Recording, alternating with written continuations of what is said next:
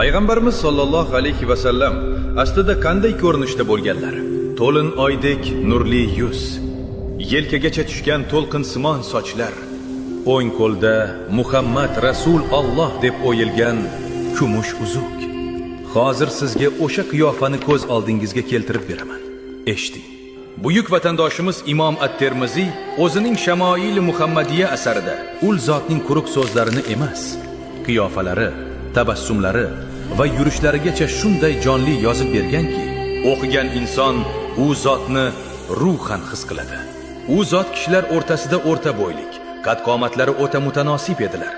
Yuzlari qizg'ish tusli oq bo'lib, xuddi oydin kechadagi to'lin oy kabi nur taratib turardi. Keng peshonalik, qop-qora ko'zli va uzun kiprikli edilar.